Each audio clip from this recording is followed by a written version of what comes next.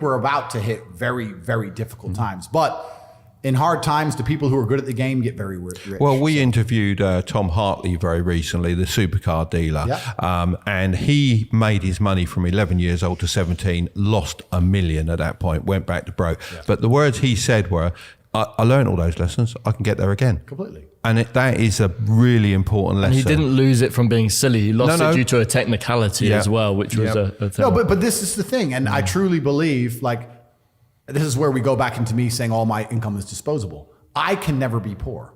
My skill set, the people I know, my phone book, my reliability, my reputation, you could take all of my money today. I'll be a millionaire again in 2 weeks. Like I can call people and say, lend me 10 mil. Oh, that's Tate. He'll give it back. I can call people. I know people. I have a place I can go. I'm good at speaking. Like once you have those lessons and once you have that network and once you have those things built, you can't go broke. You really can't. You get to a point of life where the only way you could go broke is if you become a drug addict or something ridiculous. But yeah, so the lessons are very, very important. Yeah. I want to make it clear because these last few years, people skipped all of them. Even if they have a little bit of money, they have none of the lessons and they're going to suffer. The universe will teach them a lesson. Forget the bad things, remember the lesson. That's what I always say. Absolutely, absolutely. I think your friends and your circle is a good way to make sure you're learning those lessons. They can get onto you and say, look, you're making the same mistake again and again. How do you build your circle? I'm ruthless. I am ruthless. I'm ruthless. You wouldn't be any other way, would you? No, but I don't have time for brokies. I don't have time for sad people. I don't have time for unlucky people. I don't have time for someone who's complaining. I don't have time for negativity. I don't have time. I'm so ruthless. If I knew a dude who always had a cold, I wouldn't talk to him anymore.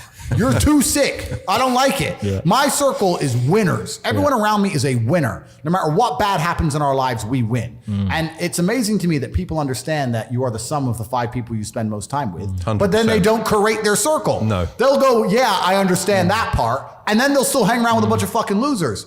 The problem is it has to be a value exchange. You can't be a loser hanging around with winners because winners don't want to hang around with you. You need to find a way to provide value and work your way up. But as you progress through life, there's going to have to be people you cut off because they're just holding on to your coattails, slowing you down. And no matter how many times you give them a chance, they don't want to fucking progress.